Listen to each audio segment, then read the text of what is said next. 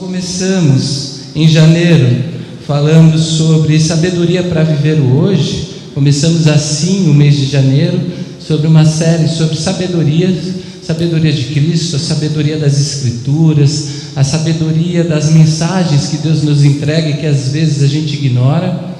E nesse mês de fevereiro nós começamos uma outra série que é Discernindo Deus a partir dos Salmos, do livro dos Salmos. Discernindo Deus, a experiência de Deus a partir do livro dos Salmos. Nós falamos pela manhã sobre a experiência do discernimento da presença de Deus e sobre sair dessa lógica em que a gente construiu, dizendo que quando as coisas vão bem, Deus está presente, quando as coisas vão mal, parece que Deus se escondeu, Deus se distanciou. E eu disse que a proposta desses cultos era repetir o culto, né? O culto de manhã seria o culto da noite, com as mesmas músicas, a mesma pregação, mas disse também pela manhã que a gente está no movimento do Espírito, aquilo que ele falar, a gente vai fazer. E disse que eu tinha 2 salmos que eu estava em dúvida para começar essa série. Então, agora à noite é uma outra pregação, né? Vai ser uma outra pregação a partir de um salmo do rei Davi. E é interessante porque o livro dos Salmos, eu disse pela manhã, ele é um livro que faz parte da literatura poética da Bíblia. A Bíblia tem vários gêneros literários, narrativos, históricos, parábolas, sapienciais, de sabedoria, e os salmos são essa poesia, a poesia de um ser humano, de seres humanos que têm uma experiência de vida, um choque de realidade às vezes, e de repente conversam com Deus, expressando tudo aquilo que está no seu interior, expressando a sua revolta, fazendo o seu desabafo, expressando as suas alegrias, as suas palavras de reconciliação, os seus pedidos de perdão. Salmos é um livro, na verdade, um livro bem humano, né, que reflete justamente esse olhar aqui de baixo, numa conversa com aquele Salvador lá de cima, com Deus, e falando como se, olha, algumas coisas, eu preciso entender, algumas coisas passaram do meu entendimento, ou falando sobre as revoltas que existem. Enfim, nós temos muitos salmos, e grande parte desses salmos, não todos, mas grande parte foi escrita pelo rei Davi. O rei Davi que passou de um pastor de ovelhas para um perseguido do reino de Israel até de fato virar o grande rei de Israel. Então eu queria compartilhar a palavra com vocês nessa noite, no Salmo de número 51. Salmo de número 51, se você trouxe a sua Bíblia, você pode abrir ou acessá-la. Nós vamos ler o Salmo inteiro, lembrando que durante o mês de fevereiro nós vamos falar sobre essa experiência de Deus a partir dos Salmos. Salmo 51 diz assim: tem misericórdia de mim, ó Deus, por teu amor, por tua grande compaixão, apaga as minhas transgressões. Lava-me de toda a minha culpa e purifica-me do meu pecado, pois eu mesmo reconheço as minhas transgressões e o meu pecado sempre me persegue. Contra ti, só contra ti pequei e fiz o que tu reprovas, de modo que justa é tua sentença e tens razão em condenar-me. Sei que sou pecador desde que nasci, sim, desde que me concebeu minha mãe. Sei que desejas a verdade no íntimo e no coração me ensinas a sabedoria. Purifica-me com hisopo e ficarei puro. Lava-me e mais branco que a neve serei. Faz-me ouvir de novo júbilo e alegria, e os ossos que esmagaste exultarão. Esconde o rosto dos meus pecados e apaga todas as minhas iniquidades. Cria em mim um coração puro, ó Deus, e renova dentro de mim um espírito estável. Não me expulses da tua presença, nem tires de mim o teu Santo Espírito. Então ensinarei os teus caminhos aos transgressores, para que os pecadores se voltem para ti. Livra-me da culpa dos crimes de sangue, ó Deus. Deus da minha salvação, e a minha língua aclamará a tua justiça. Ó Senhor, dá palavras aos meus lábios, e a minha boca anunciará o teu louvor. Não te deleitas em sacrifícios, nem te agradas em holocaustos, senão eu os traria. Os sacrifícios que agradam a Deus são um espírito quebrantado, um coração quebrantado e contrito. Ó Deus, não desprezarás. Por tua boa vontade, faze Sião prosperar, ergue os muros de Jerusalém. Então te agradarás dos sacrifícios sinceros, das ofertas queimadas e dos holocaustos, e novilhos serão oferecidos ao teu altar. Vamos orar? Deus, nós te agradecemos mais uma vez nesse dia de domingo por mais essa oportunidade de estarmos reunidos como seus filhos e filhas, como sua igreja, entre irmãos e irmãs que partilham a mesma fé, que louvam juntos e demonstram a Ti a gratidão da sua presença em nossas vidas. Nós te pedimos que nesse momento a sua palavra, ela venha nos tocar, de modo que opere transformação. Senhor, nós sabemos que a sua palavra, ela nos preenche, ela nos orienta, ela nos aponta novas possibilidades de caminho, e é por isso que nós estamos orando, para que o Senhor esteja à vontade para fazer aquilo que quer a partir da sua palavra, no nome de Jesus que eu te oro. Amém. Amém.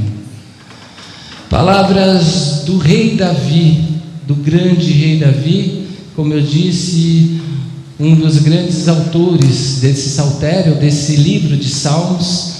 E o livro de Salmos, ele pode conter textos que tratam de um coletivo, sobre falas de um povo, como de um povo de Israel. Existem salmos onde autores que escrevem esses textos representam justamente o povo de Israel, e existem salmos mais íntimos, mais pessoais, como esse que nós lemos. Esse Salmo 51, ele pertence a uma oração privada, uma canção de uma pessoa que fala da sua intimidade, que fala da sua particularidade, mas que em algum momento esse salmo ganha uma conotação pública, porque depois esse livro de Salmos, ele é usado em vários momentos, não só do povo de Israel, mas na tradição da igreja cristã, como orações que a gente faz, quando a gente quer fazer uma oração. Às vezes a gente usa um apoio de um texto, justamente do livro de dos Salmos, e na verdade esse livro, ele se torna como um norte para a nossa vida espiritual, para que a gente às vezes encontre respostas, para que a gente às vezes não incorra nas mesmas falhas, para que a gente encontre palavras de perdão quando a gente não tem. E existem temas que são muito sensíveis, que são tratados aqui nesse Salmo 51, eles nos desconectam, na verdade, da vida coletiva, para entrar numa intimidade onde a gente acaba até sendo exposto quando a gente relê alguns desses textos, algumas dessas palavras desse texto, e coloca ali as nossas próprias situações. E quando a gente trata desses temas difíceis, desses temas individuais, desses temas privados, esses temas que nos desconcertam, que nos expõem, às vezes fica mais fácil a gente sair do particular e falar no geral. Por exemplo, esses temas que falam de pecado, esses temas que falam de erros, é sempre mais confortável quando a gente sai do particular e fala de maneira geral. Por exemplo, eu sei que ninguém é perfeito, todo mundo erra, então a gente sai desse lugar privado para se justificar às vezes nessa questão de a gente sabe que todo mundo é vulnerável, quer dizer, todos pecamos e carecemos da graça de Deus. E eu estou falando isso porque o texto do Salmo 51 é um texto que expõe o nosso irmão Davi. É um texto bonito, E os poetas, com essa sensibilidade que tem, assim como era o próprio rei Davi, eles têm essa facilidade de transformar as suas próprias tragédias em textos bonitos, em palavras bonitas. Essa oração de Davi, essa canção de Davi, belíssima, um salmo extremamente bonito, né? Mas acima de tudo, traduz, na verdade, uma grande tragédia da vida do Davi, esse salmo. Se você quer entender esse Salmo 51, você vai lá para o profeta Samuel, porque no livro do profeta Samuel você vai encontrar o contexto que deu ocasião à escrita desse Salmo 51. E para resumir, é uma longa e curiosa história, a gente vai passar por ela só para contextualizar esse salmo. É o seguinte: a gente tem um homem, como eu disse, que era pastor de ovelhas, rejeitado pelos irmãos da sua família, e que agora, nesse contexto, ele é o rei de Israel, quer dizer que recebeu um poder, passou, de um lugar de insignificância para um lugar de reconhecimento e de poder. E certo dia, esse rei de Israel estava no palácio, justamente vai à sua varanda, olha ao redor e vê no seu reino uma mulher tomando banho. E ele deseja essa mulher, e ele resolve então partir desse seu lugar de poder, lugar de poderoso, de rei, para tomar essa mulher para si. Porque quem vai dizer para um rei numa época em que se mata, que se manda matar, inclusive, que ele não pode deter aquilo que ele deseja. Então ele resolve que aquela mulher, que era uma mulher casada, Betseba, naquele momento deveria ser a sua mulher. Então ele traz essa mulher para o seu palácio, se deita com essa mulher, forçadamente essa mulher se deita com o rei, diga-se de passagem, porque é um rei que força o seu desejo. E descobre-se então, depois que ele devolve essa mulher, tratada como um objeto, que essa mulher, agora, o que esse ato, na verdade, dá justamente resultado em uma gestação. Essa mulher engravida do rei Davi. Essa mulher está grávida agora de um filho do rei Davi, mas essa mulher é casada com outro homem. Essa mulher que foi tomada por força pelo rei, que agora está exposto à sua vergonha e de alguma maneira está sendo acusado pela sua consciência por aquilo que fez. E aí ele resolve então pensar numa forma de conduzir essa situação da maneira que ele julga melhor possível. É isso que ele vai tentar fazer. No momento que ele erra, ele vai tentar então dar os seus pulos, dar o seu jeitinho. E só um parêntese aqui, porque quando a gente está afundando nas nossas próprias tragédias, nos nossos próprios erros, dificilmente o que a gente julga sozinho será a melhor maneira possível, de se salvar, será a melhor maneira possível. Geralmente, quando a gente está numa situação dessa, como Davi se encontra, a gente precisa de alguém que estenda a mão para a gente, não alguém que hierarquicamente é maior ou melhor que a gente, mas a gente precisa de alguém justamente que nos ajude a realizar a besteira que a gente fez e nos dê instruções para que a gente não aumente essa besteira e fale assim para a gente: olha, não vai por aí, esse não é o melhor caminho.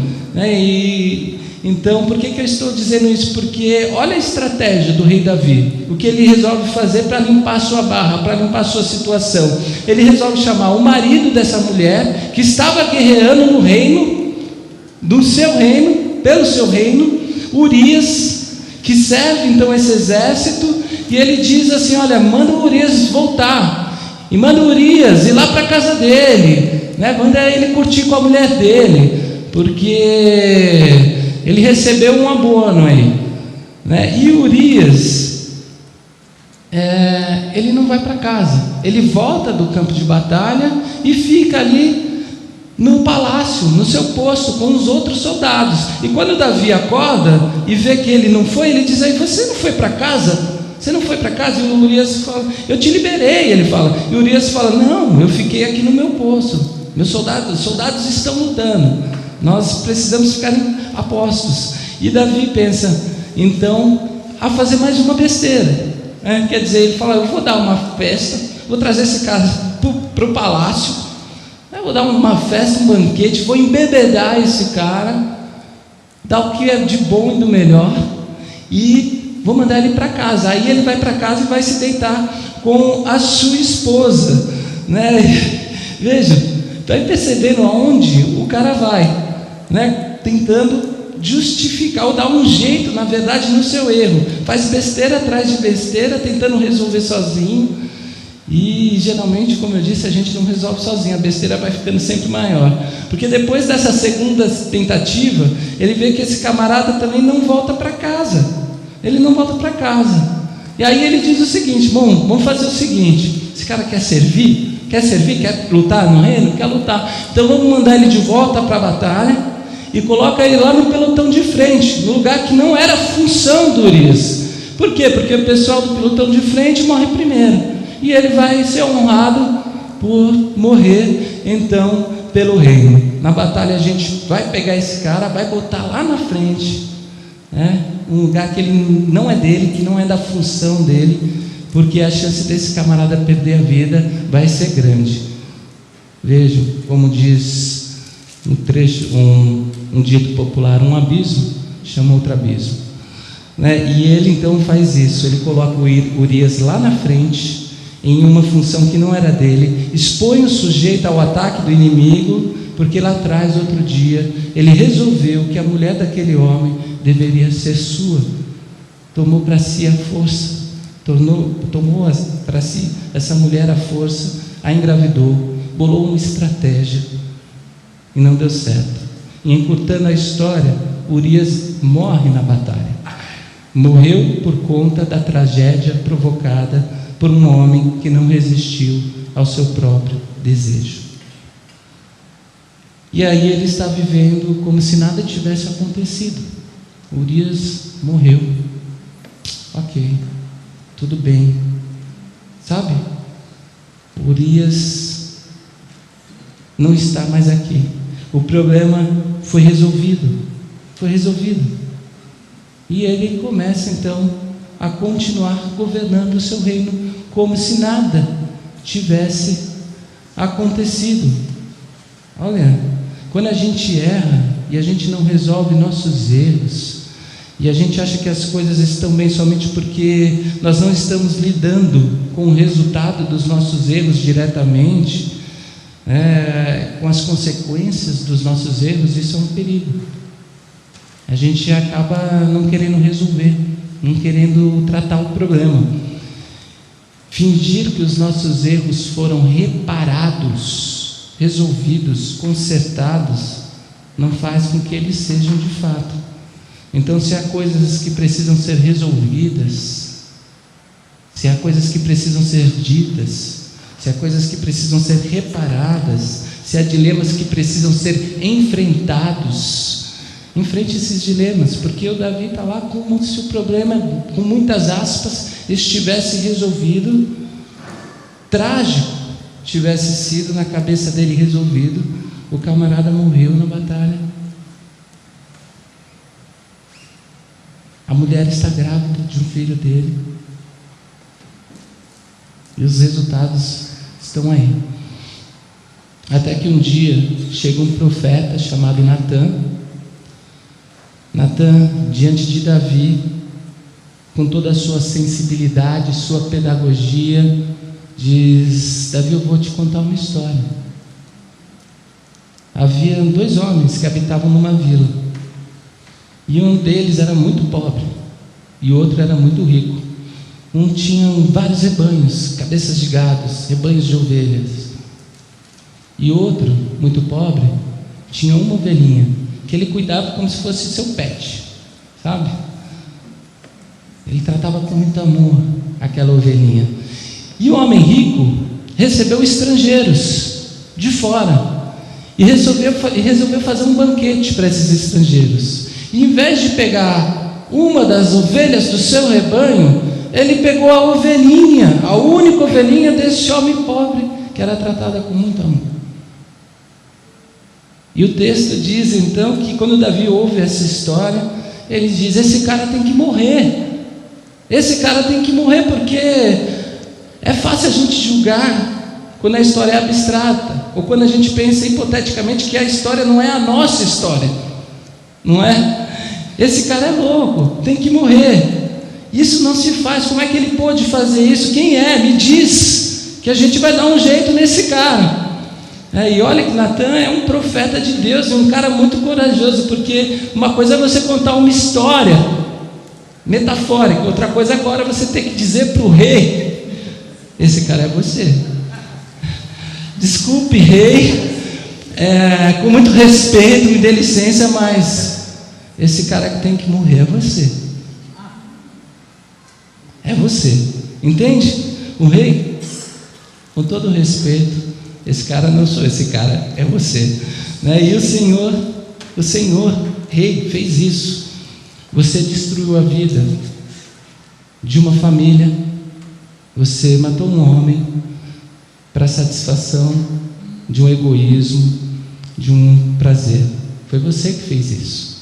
E aí, esse confronto do profeta que chega diante do rei, acusando o rei pelo seu pecado, não como quem acusa, dizendo: olha, você é um miserável, você é um pecador, você tem que queimar no inferno. Não é essa a acusação do profeta, veja bem. Essa acusação, ela não tem nenhuma leitura ética do evangelho, esse tipo de acusação. Mas esse profeta, ele chega como um exortador, tentando fazer com que Davi recobre ou retome, na verdade, a sua consciência. E quando Davi, que se julgava poderoso, se viu num abismo, né? Esse abismo que chamou outro abismo, e na sua vida foi confrontado então pelo próprio pecado, ele escreve essa canção que nós lemos, que é o Salmo 51. Ela é uma oração, é uma canção, é uma poesia de uma alma aflita que percebe que fez o que não devia diante dos homens e diante de Deus. Esse salmo é essa experiência de Deus no caminho do arrependimento. É, na verdade, o homem, o ser humano, sendo confrontado por Deus para um caminho de arrependimento. É essa experiência que Deus coloca para a gente, para que a gente possa se colocar nesse lugar de arrependimento. O caminho que eu e você e todas as pessoas, sabe? Todas precisamos fazer um dia na nossa vida, ou várias vezes na nossa vida. E essa canção de Davi então indica esse lugar, o lugar do arrependimento, e vai indicando também outros lugares. E eu separei aqui pelo menos 3 lugares que a gente pode ver nesse Salmo 51, onde Davi passa para que ele consiga viver esse processo de salvação de Deus, que é isso que ele pede no Salmo 51. É o lugar do arrependimento, o lugar da confissão e o lugar da restauração.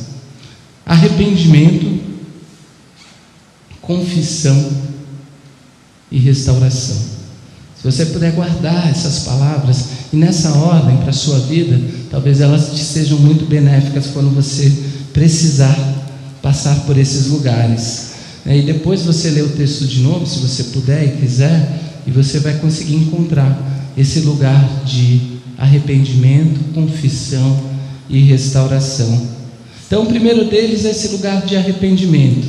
Quando Natan, o profeta, ele aparece na minha e na sua vida, né, a nossa própria consciência, ela é acusada por Deus.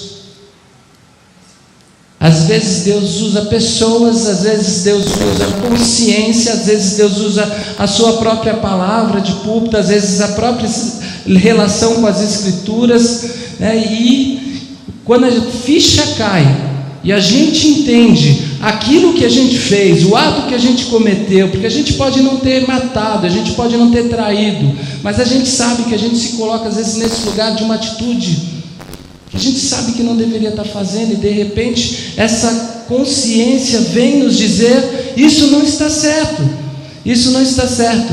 E esse primeiro lugar é o lugar de arrependimento.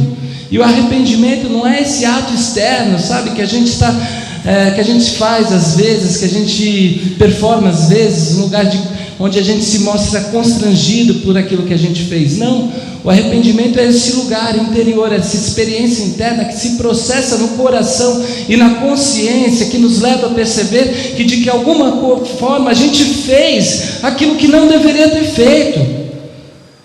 A gente fez aquilo que não deveria ter feito. E arrependimento pode parecer para alguns uma palavra muito cafona, né? Muito demodê, muito retrógrada, muito, sei lá, fora de moda. Mas essa é uma consciência necessária na vida para todos nós. Partindo desse lugar que a gente está, de ser cristã sobretudo, quando a gente olha para a Bíblia, para a antropologia bíblica, o que a Bíblia diz sobre mim, sobre você, sobre o ser humano?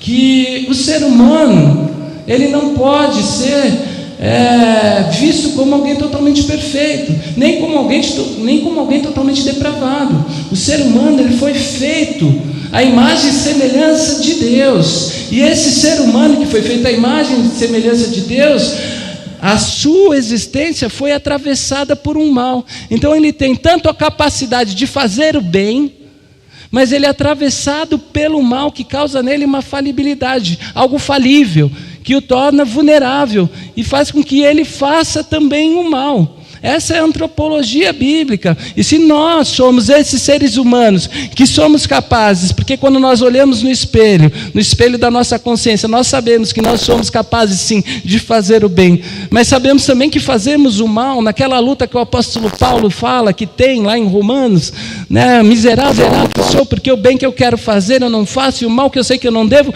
eu faço. Se nós estamos implícitos assim nesse contexto de ser humano, se essa é a nossa compreensão daquilo que nós somos, nós precisamos de fato desse arrependimento em alguns momentos da nossa vida. Nós precisamos passar por esse lugar de arrependimento. O ser humano é essa contradição na qual a gente se depara com virtude, com beleza às vezes, a gente se surpreende, mas também com desgraça e feiura. E desgraça no sentido de que às vezes a gente vai na direção contrária da graça de Deus. A gente vai na direção contrária às vezes.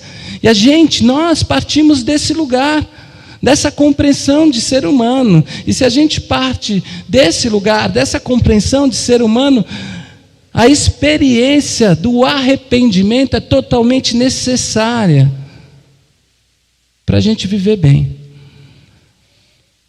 Agora, dizer a você que ela é necessária, que é uma experiência que precisa acontecer, que a gente precisa viver, não significa que ela é uma experiência que pode ser forçada, que pode ser constrangida, que pode ser empurrada, que pode ser fabricada.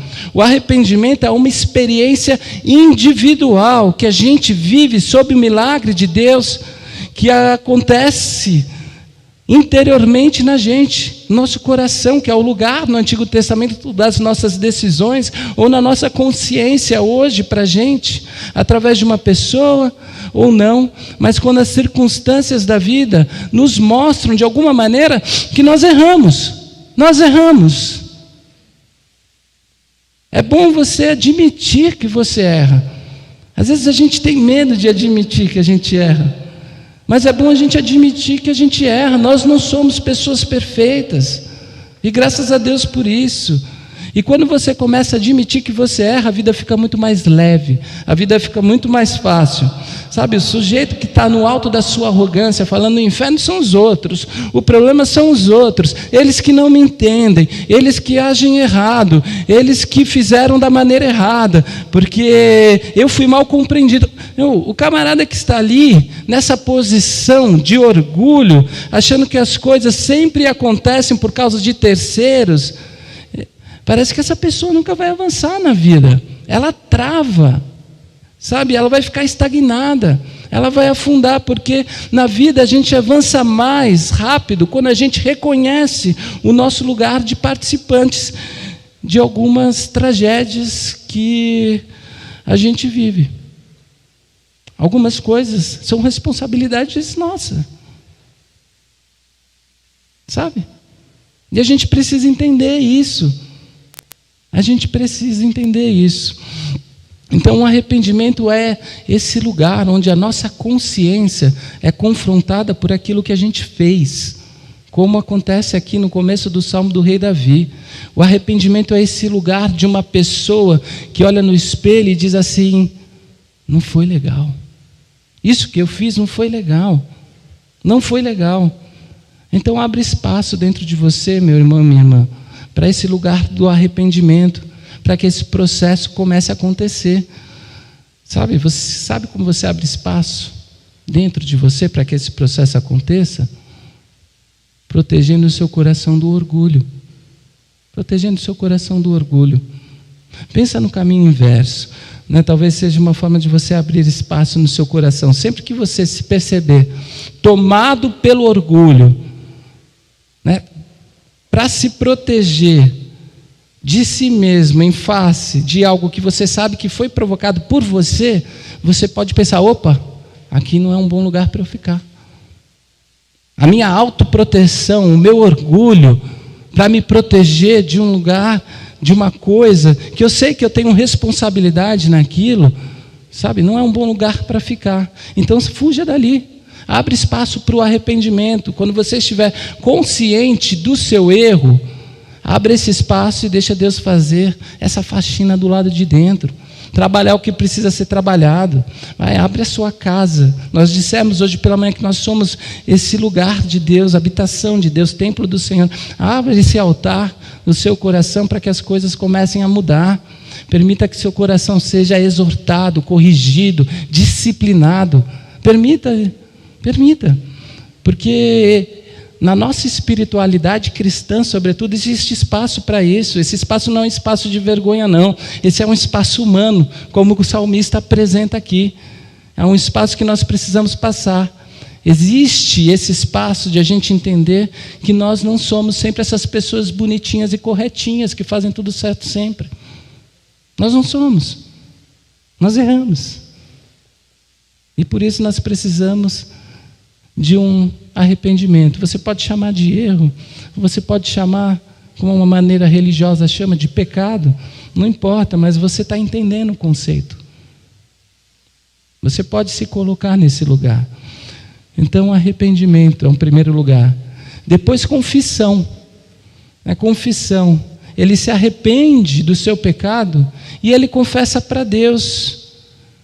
E veja, o lugar da confissão é segundo, não é primeiro. A gente não pode inverter essa lógica, porque às vezes a gente tenta transformar a confissão no primeiro lugar do processo de restauração, de salvação. Por quê? Porque quando a gente parte desse lugar de confissão, sem ter vivido a consciência do arrependimento, saber que errou, diante de Deus, diante dos outros, a gente dá aos outros a falsa sensação de que do lado de dentro tudo se resolveu e de que está tudo bem. Só que a gente vai carregando aquilo que não está resolvido. É como se a gente passasse um pano quente por cima, varresse para debaixo do tapete. Esse ato de confissão é o segundo e não o primeiro. Ele não é mais importante do que o primeiro, porque é o arrependimento que gera a confissão. Mas ele é muito importante, a confissão. Por quê? Porque também não adianta eu cometer um erro, ter consciência de que errei, falar com Deus sobre esse erro, esse pecado, estar bem com a minha consciência, mas esse pecado foi diretamente contra uma pessoa, eu vacilei com alguém, e não adianta eu dizer assim: Senhor, me perdoa, e não falar nada com essa pessoa. Não adianta. Me perdoa, Senhor. Sim, mas agora eu preciso resolver essa questão aqui, na horizontal, não no vertical. E como eu resolvo nessa dimensão? Verbalizando, colocando para fora. E a palavra religiosa aqui é confessando. Verbalizar é confessar. É isso. Então, a prática da confissão feita com sabedoria, obviamente, escolhendo as palavras, feita com discernimento, ela é uma prática necessária da espiritualidade cristã. O Davi está aqui confessando para Deus o que ele fez. Mas Deus conhece o coração. Eu sei que Ele conhece, eu sei. Mas a gente sabe que Deus, Ele sonda e Ele sabe o que a gente sente. Eu sei, mas a gente precisa falar. A gente precisa falar, confessar. Sabe por que a gente precisa falar? Porque a gente precisa se escutar, às vezes. Porque às vezes a gente não tem noção do que fez, se a gente não se escuta. Sabe? Não é só porque Deus precisa ouvir, porque um outro salmo diz que Deus conhece as palavras antes que elas cheguem na nossa boca. Não é verdade? Nós cantamos esse salmo. Não é o que diz para Deus, né? Porque Deus, Ele pode ouvir no seu coração. E aí é interessante que uma galera cria uma teologia um pouco estranha, né? Porque aí fala, não, você precisa falar, porque no mundo espiritual... Não é isso não. Não é isso não. No mundo espiritual você resolve com Deus no seu coração, né? Mas a gente precisa falar porque a gente precisa se ouvir. Às vezes ouvir o peso que tem as nossas palavras, que carregam justamente as nossas ações, a consciência daquilo que a gente fez. A gente precisa lidar com o peso da nossa palavra, porque uma coisa é o que eu penso, outra coisa é aquilo que eu digo. Verbalizar, confessar, faz com que a gente se comprometa, inclusive com o outro, num outro grau. Dizer coisas desentala a gente. Mostra também para os outros que agora nós estamos nos comprometendo a fazer diferente, a ser diferente. Porque se eu errei com alguém e eu digo, me perdoa, eu não quero mais fazer isso, eu estou ali de alguma maneira me comprometendo, dando o meu ato de palavra. A Bíblia fala que Deus se relaciona e cria aliança com a gente pela palavra. Pelo ato de palavra. O próprio Jesus Cristo é chamado de palavra, o verbo vivo de Deus, né? Então verbalizar faz com que a gente se comprometa com o outro. E a confissão então é esse processo importante. Arrependimento, confissão. E o terceiro momento, restauração. O que é maravilhoso. O que é maravilhoso. Porque a restauração é um capítulo inescapável dessa dinâmica. Ela é o resultado dessa dinâmica. Por quê? Porque quando a gente se arrepende diante de Deus, quando a gente se confessa a Deus e aos outros, se necessário, necessariamente a gente encontra esse lugar de restauração em Deus, porque a palavra diz que Deus é rico em misericórdia e amor, e que a palavra de Deus é Jesus, né? Esse Deus que nos faz perceber a força dos nossos pecados, ou seja, que não passa erro, ou que não passa pano para os nossos erros, que nos coloca diante da intensidade dos nossos erros, que não faz vista grossa, que não varre sujeira para baixo do tapete, que revela e que faz com que a gente lide de fato com essa intensidade das falhas, e não para pisar na gente, não para culpar a gente, não para condenar e para punir a gente, sabe? Mas Deus faz isso para restaurar a gente. Então, o arrependimento e a confissão, eles são importantes porque a gente só chega na restauração quando a gente passa por esses processos. Sabe por quê? Porque tem muita gente, um montão de gente, com vida restaurada, restaurada das suas emoções, restaurada dos seus relacionamentos, sem passar pelo arrependimento verdadeiro e pela confissão que precisam acontecer. E não estão restauradas coisa nenhuma. E para usar uma metáfora, talvez a gente possa pensar num sujeito, numa pessoa que está tentando se salvar, que cai num poço e segura a corda na metade do poço e não tem mais força para subir na boca do poço. precisa descer para pegar impulso e subir, mas está se segurando para tentar com a sua própria força subir, se restaurar. Meu irmão, se você já está no poço, desce até o fundo, vive o processo, arrependimento, confissão, pega um impulso, bate o pé lá embaixo e sobe, e seja restaurado. Porque a restauração, ela vai acontecer somente se a gente passar por esses processos. E fica tranquilo, fica tranquila. Sabe por quê? Porque Deus, como eu disse, não está aqui para nos punir. Não está. Eu acho que tem gente que não consegue entender esse negócio, sabe? Mas eu defendo essa tese. Deus não está aqui para punir ninguém. De jeito algum. Deus está aqui para nos salvar, para nos restaurar. Vocês lembram da história do profeta Jonas, que foi chamado para anunciar que Deus destruiria um povo, Nínive? Lembra? E o profeta foge, vai revoltado contra a vontade. E ali aquele povo se arrepende. Deus não destrói o povo, porque Deus não está para punir ninguém, mas está para salvar. E de repente o capítulo 4 do profeta Jonas é um escândalo, porque o profeta, ele fica indignado com o amor de Deus. Ele fala: eu sabia, você é misericordioso, que você não ia destruir coisa nenhuma, que você não ia punir esse povo.